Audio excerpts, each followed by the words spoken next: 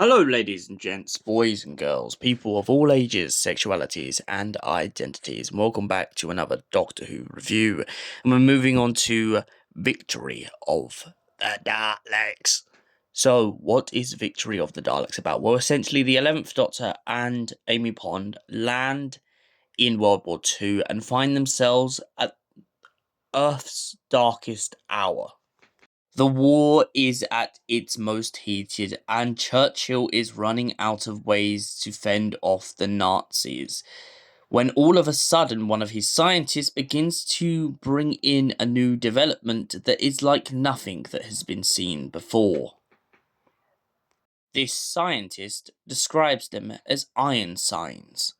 Iron signs are apparently supposed to be a tank-like being that can be operated by any individual to shoot down the enemy.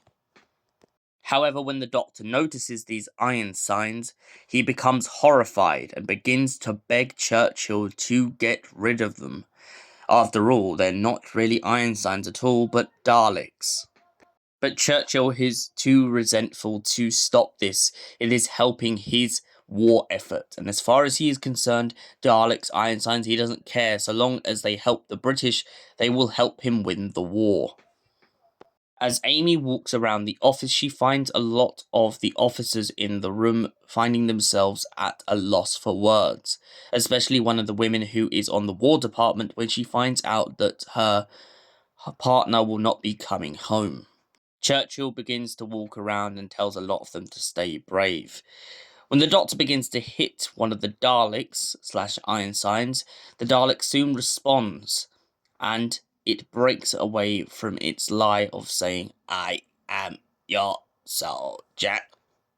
Now, a quick honourable mention I should mention to this is the fact of back in Power of the Daleks were known for saying, "I am your servant," which is very similar to this.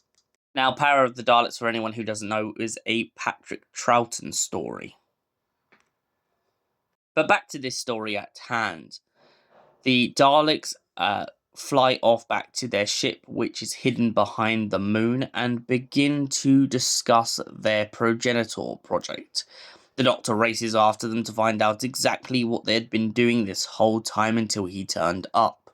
Turns out that the Daleks have been dying out, so they have come up with a plan to make a new Dalek paradigm. A kind of council of Daleks, so to speak. Once the new Dalek paradigm emerge from their giant cocoon, the Doctor watches as Red, Yellow and Green, the Teletubbies, decide to emerge and make themselves known. The Doctor then threatens to blow up their ship with a jammy dodger, and essentially manages to get onto the radio and eventually manages to get a bunch of fighter pilots up into the air to shoot at the ship and hopefully destroy the Daleks once and for all. However, the Daleks have one neat trick up their sleeve and manage to hyperjump out of space. After that, then they begin to activate the bomb of the scientist down on Earth. Turns out that their scientist is half man, half cyborg. When he was very young, before he realized that the Daleks had made him, it turns out that he did live a life on Earth. But at some point they had beamed him up to their ship, torn him apart, and began to fiddle with him, turn him into a giant ticking bomb. He begins to tell Amy the story of a girl he fell in love with when he was really young. Amy uses this to help defuse him from ticking off and exploding. The Iron Science project is then closed down and the Doctor and Amy leave, but the Doctor is frustrated because the Daleks won. They won today. And that is one thing the Doctor cannot live with. So what do I give Victory of the Daleks out of 10? It's a very solid story, and I feel like the introduction of Churchill and many of the other characters in this really, really highlights the darkest hour of World War II. This is not just a science fiction story, this is a very historical story about very real people. And it's also about how people don't always come back from war, and for that reason I give it a solid 10 out of 10.